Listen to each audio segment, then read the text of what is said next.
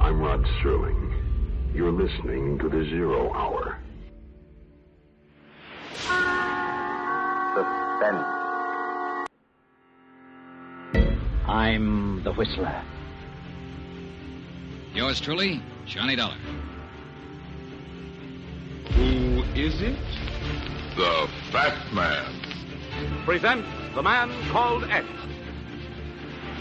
The Mysterious Traveler. Another journey into the realm of the strange and terrifying. I hope you will enjoy the trip, that it will thrill you a little and chill you a little. So settle back, get a good grip on your nerves. Where are we going? You'll find out when we get there.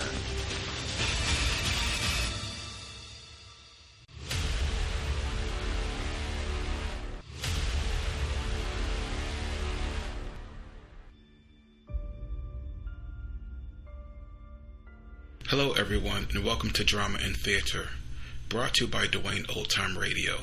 Drama and Theater features some of the best programs from the golden age of radio, including Escape, The Fat Man, Suspense, The Whistler, Zero Hour, Yours Truly, Johnny Dollar, and many, many more. Before we start today's drama, if you enjoy what I'm doing, let me ask you to subscribe to my channel.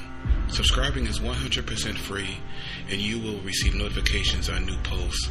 Lastly, if you have a moment, write a short 1 or 2 sentence review or give a rating on your preferred podcast service. A positive review or rating would help me out a lot. And now, on to the drama. And thank you for your support, as always. Hope you enjoy. This week we're going to have The Mysterious Traveler in their drama titled Stranger in the House. This episode aired March 26, 1944.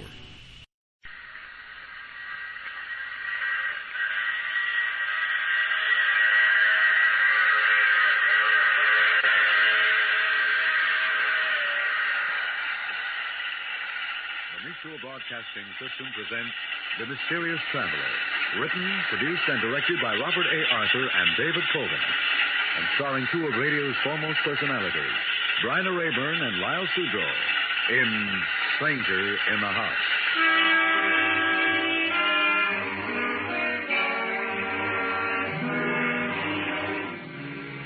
This is the Mysterious Traveler inviting you to join me on another journey into the realm of the strange and the terrifying. I hope you will enjoy the trip, that it will thrill you a little and chill you a little. So settle back, get a good grip on your nerves, and be comfortable, if you can, as we follow the nerve-wracking adventures of a young couple in search of a home. It's the story I call Stranger in the House.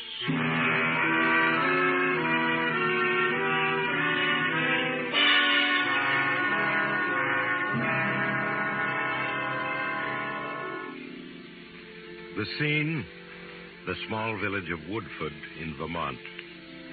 It's 9 o'clock in the evening, and the main street of the village is deserted. A car comes speeding through the village, and with a squeal of its brakes, comes to a stop before the home of Dr. Samuel Stewart. A young woman, obviously distraught, gets out from behind the wheel of the car and hurries up the walk to the doctor's home.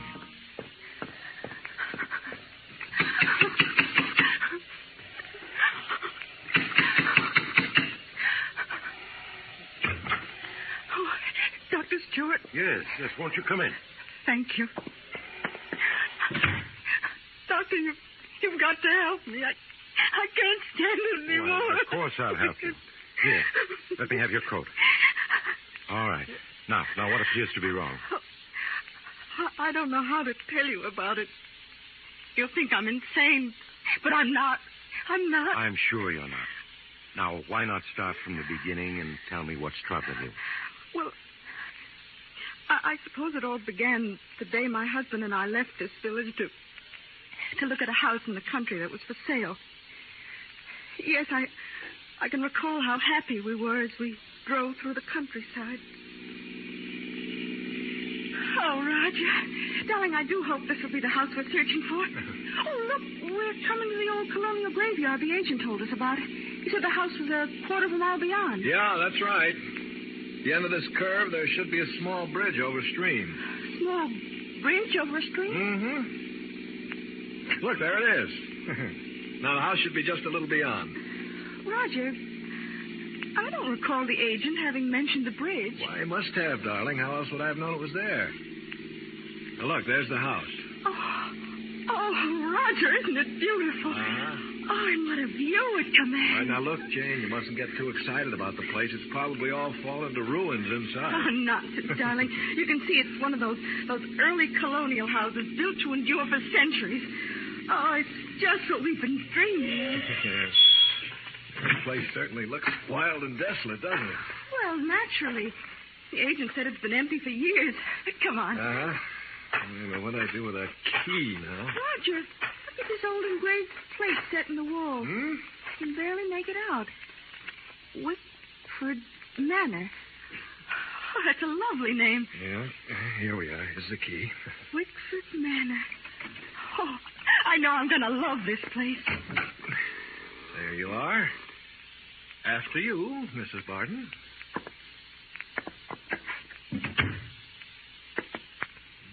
Oh, it's so cold and clammy in here. Yes, but look at that staircase, that beautiful staircase and those ceiling beams. Janie, honey, you were right. This place was built to endure. This house is in wonderful condition. Yes, so it seems. And it's just the size house we need, with 4 rooms upstairs.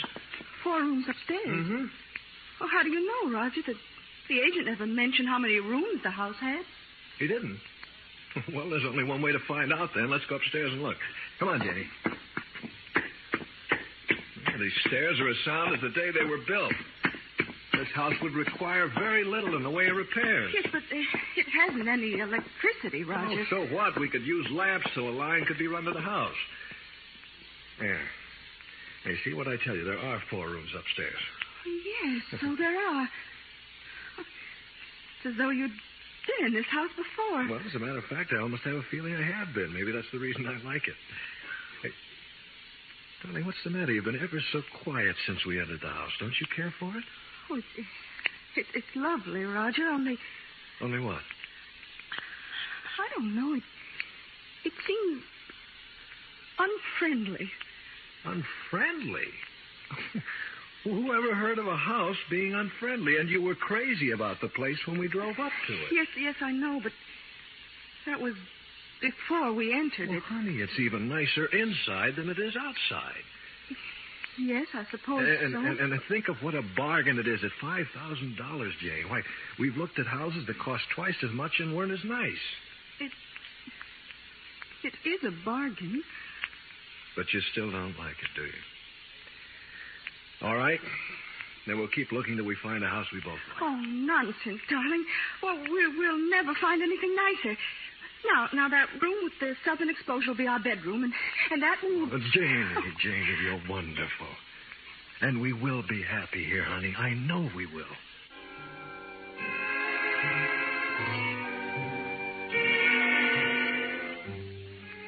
In the weeks that followed, I was too busy with the repairs and furnishings of the house to give any thought to my misgivings.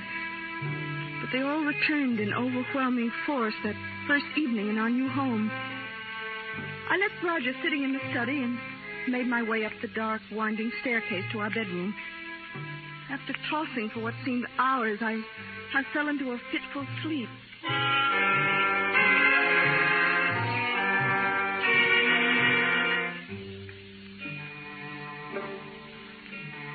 I suddenly awakened to hear the clock in the hall striking the hour. It was 4 o'clock, and Roger's bed was empty. Quickly slipping on my robe, I left my room and started down the stairs to the study. As I reached the foot of the stairs, I stopped. Who are you? To my astonishment, I heard Roger's voice in the study. I slowly approached until I was at the door. Clearer. It's so difficult. The mist obscures your face. Who are you? Well, why don't you say something? Roger! Roger, unlock this door. It's Jane. It's coming between us. I can hardly see you. Oh, no, don't go. Come back. Please, come back. Darling, please unlock this door. Please. Roger!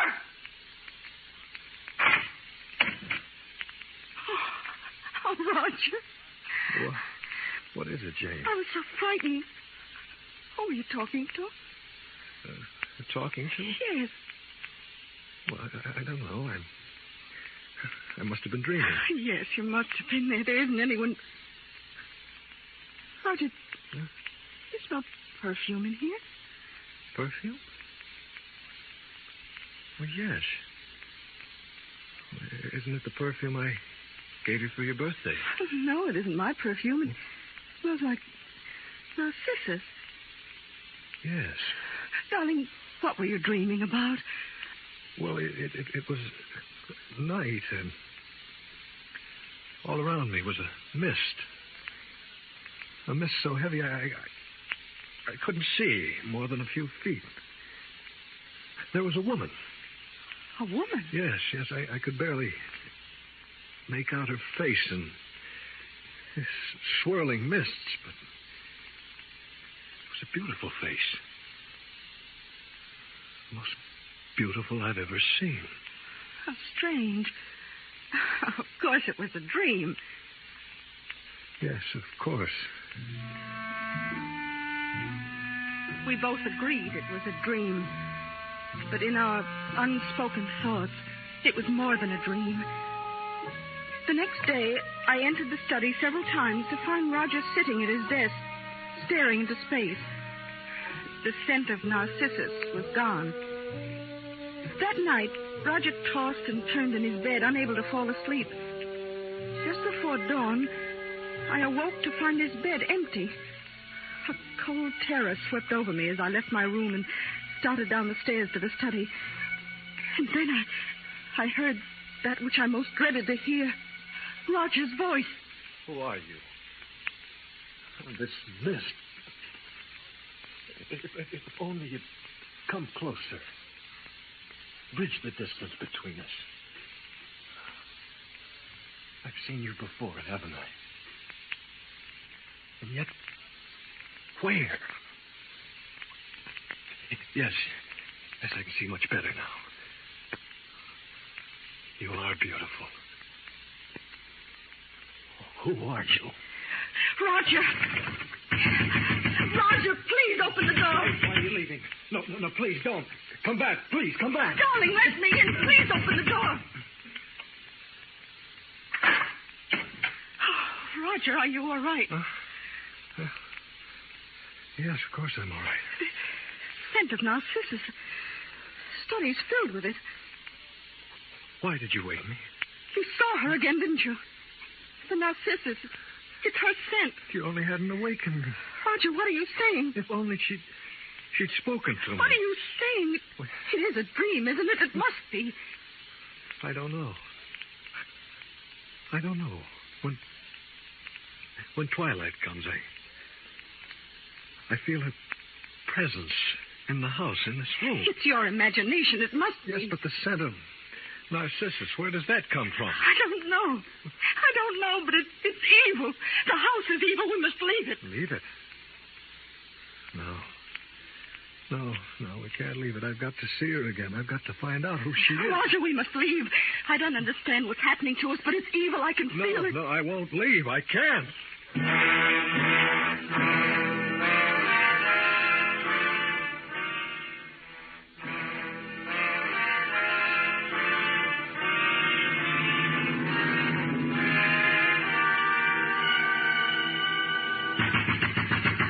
Roger, unlock this door. I want to talk to you. Roger!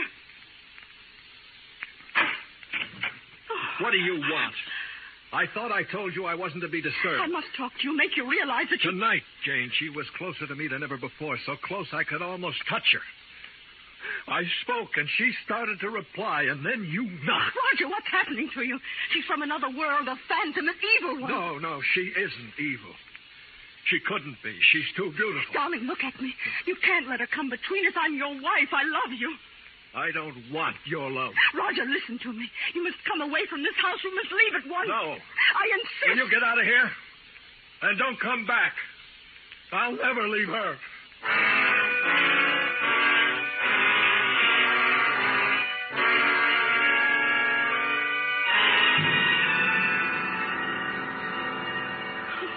As I fled from the house, Doctor, I could still hear him shouting, "I'll never leave her." Oh, you must help me, Doctor. You must. I'll do what I can, Mrs. Barton.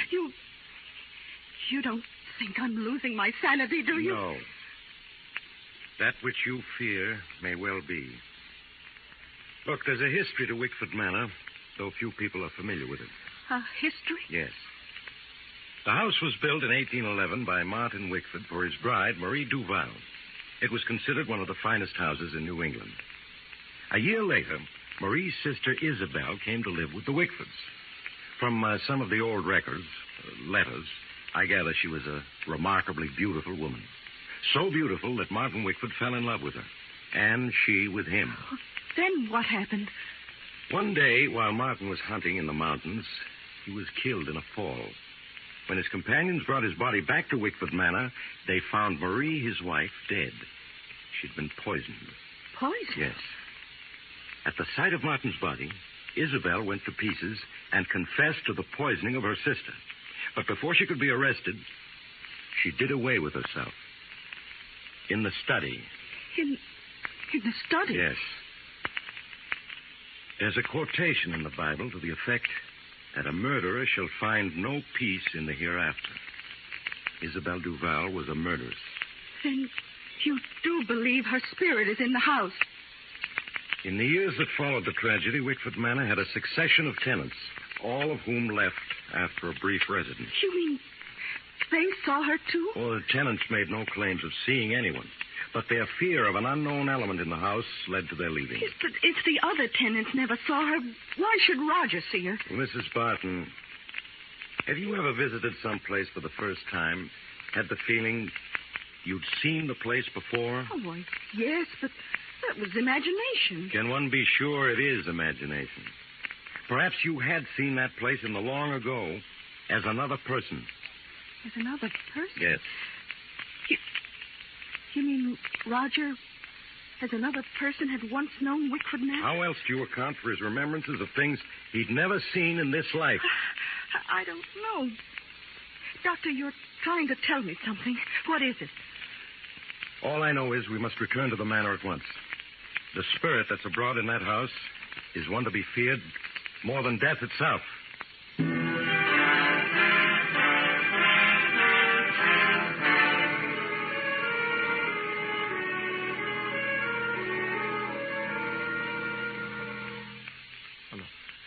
Please. Please, come closer. There's nothing to be afraid of. She's gone. Oh, please, there are only the two of us now. You're beautiful. You're so beautiful.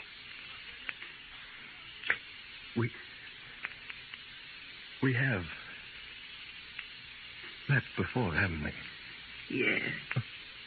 We have met before. You spoke. I've waited so long for you, Martin. Why do you call me Martin?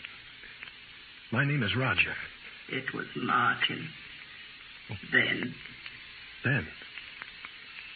What do you mean? Look at me, Martin. Look into my eyes. Don't you remember? Yes. Yes, but where? When? Think, Martin. Think. Time is the barrier between us, but we shall overcome it. Think back into the dim past when you lived in this house and we loved each other. When... Isabel. Isabel. Yes, Martin. Isabel. Do you remember now? Yes. I remember everything up to the day I went hunting in the mountains. And I fell. What happened to me, Isabel? What happened to us? To our love? Don't think of that accursed day, darling. Think of the future. Our happiness together. Yes, Isabel, our happiness together. Just the two of us. In this house, I have waited so long for you to come back, Martin. But at last, we are together. Yes, darling, forever. Roger, please open the door. She's come back. She's come back, Isabel. Don't go. Darling, don't leave me. I must, Martin. No, come back. Come back, please, come back. Roger, unlock this door. What do you want? Who's he? Oh, this is Dr. Stewart, Roger. Doctor, this is my husband. What in the devil did you bring him here for? Roger, please, I thought perhaps he could help. What do you mean help us? I don't need anyone's help. Your wife has told me everything. My wife has quite an imagination, Doctor. Roger. Lately, she's taking to imagining all sorts of things. I'm beginning to believe she's become unbalanced. I'm not. How can you say such a thing? I wish you'd trust me, Mr. Barton. Allow me to try to help you. I must warn you, the spirit of the woman you see in this study is an evil one that will lead you to disaster. I told you I don't need help from you or anyone. Now get out, both of you. Roger. Come along, Mrs. Barton. All I ask is to be left alone. Oh, Roger. Roger. Please don't cry, Mrs. Barton. You saw him. It's as though he were possessed. Yes, I know. We must do something. We must. We shall, but not tonight. I must have time to think about it. You'd better return to the village with me. No, I don't want to leave him in the house alone. Something might happen to him. Are you sure you want to stay? Yes. Very well. I'll return late tomorrow afternoon. When I do, we will take action.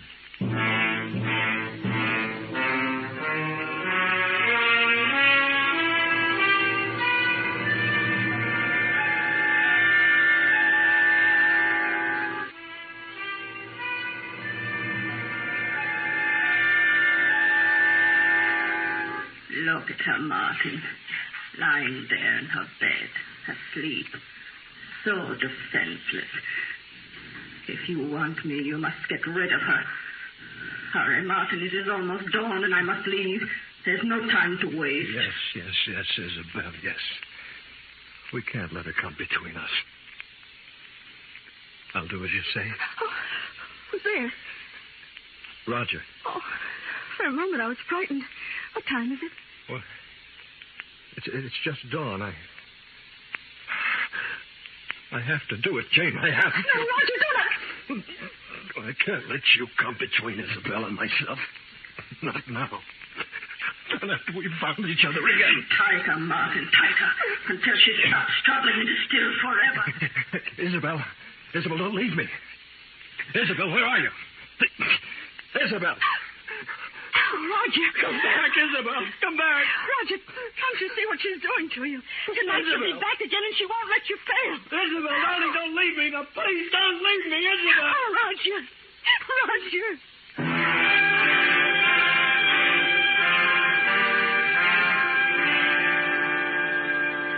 And then he stopped choking you, ran out of your room and down to the study?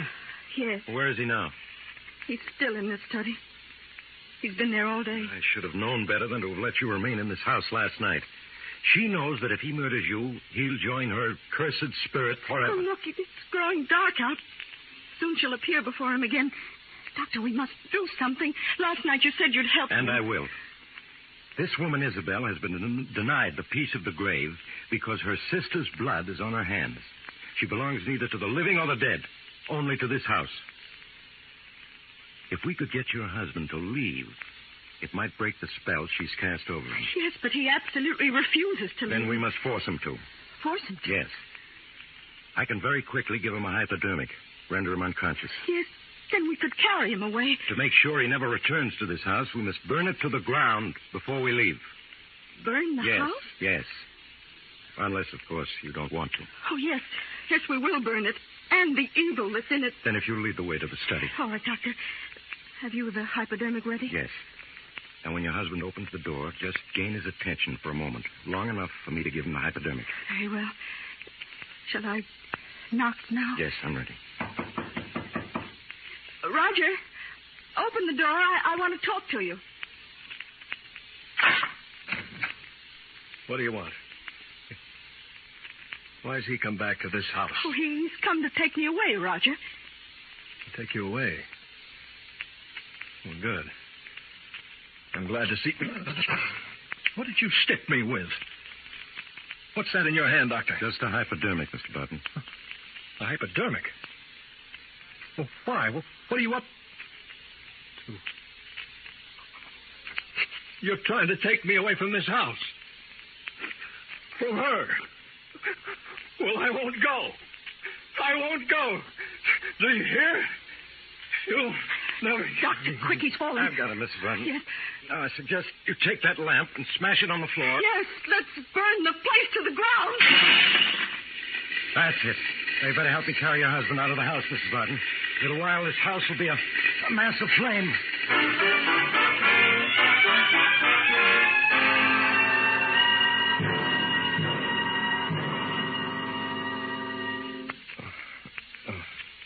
He's regaining consciousness now, Mrs. Barton. Will he remember what's happened? I don't know. Huh? Oh. Hello, Jamie. Darling. I had a terrible dream. It's all so confused. Janie, darling, you're crying. It's nothing, darling. You've been very ill, but now you're going to be all right. Of course. Well, who are you? He's Dr. Stewart, Roger. He's been looking after you during your illness. Oh? Where am I? You're in my home, Mr. Barton. Oh. Yes, darling. Our own house burned down last night. It burned down? Oh, that's too bad. Why, we only had one night in our new home. One night? Yeah. Oh, yes, of course, Roger. Well, Mrs. Barton, in spite of the loss of your home, I think you were very fortunate. There are things far worse than fire. Yes, Doctor. And I can never thank you enough for breaking the bridge between the past and the present. What are you two talking about? Oh, nothing, darling. Nothing at all.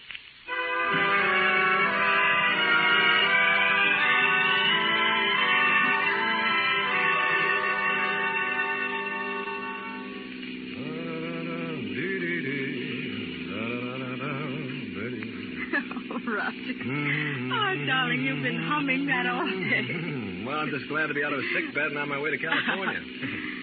Look, we just crossed the state line into Kentucky. Mm-hmm. Well, we've come almost 600 miles since dawn. Yeah, it's getting dark. Mm-hmm. Don't you think we ought to stop now for the night? Anything you say, darling. Yeah, let's stop at the next motel. All right. Well, I guess I better turn my headlights on. There.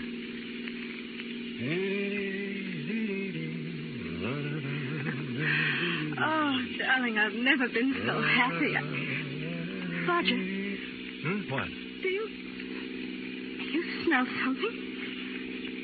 Yes, it's good country air. No, I don't mean that. Jenny, what's wrong with you? Don't you smell it? Smell what? Oh, you mean that perfume? Yes. It seems familiar. Yes. What is it? Narcissus. Narcissus. Wasn't that said in the study that first evening? Yes. She's in the car, isn't she, Roger? She's followed us. Roger, answer me. What? Roger, you mustn't listen to her. She's trying to come between us. Darling, look at me. Look at me. Why are you slowing down? No.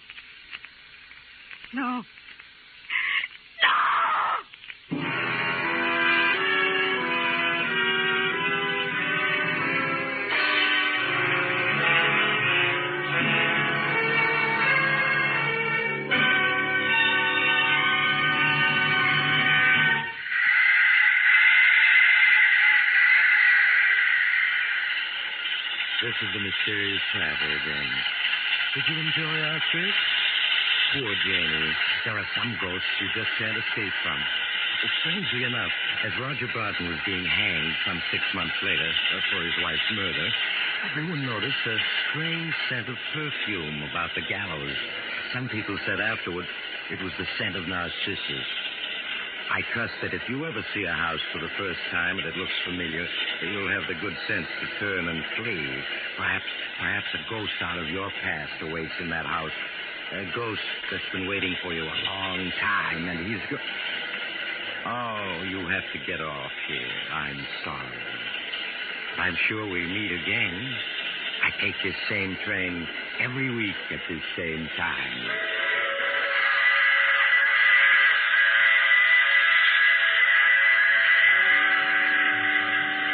You have just heard The Mysterious Traveler. Now you can follow other tense and exciting adventures of the Mysterious Traveler in the current issue of the Mysterious Traveler magazine, now available. In our cast were Bryna Rayburn and Lyle Suto. Maurice Tarplin starred in the title role.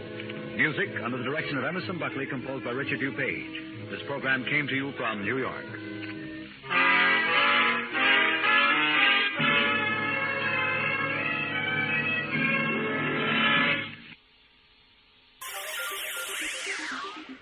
Thank you for listening to and showing your support for my podcast. If you would like to receive notifications of when new episodes are posted, please subscribe to my channel. Subscriptions are 100% free, and they really help me get an idea of how I'm doing. You can also go to my website where you can listen to all of my podcasts for free, and you can also download episodes for free. The website is otr.duane.media. There is also donation information on there if you want to show your support or become a patron. You can email me at info@otr.duane.media. I'm also on Instagram at duane.otr.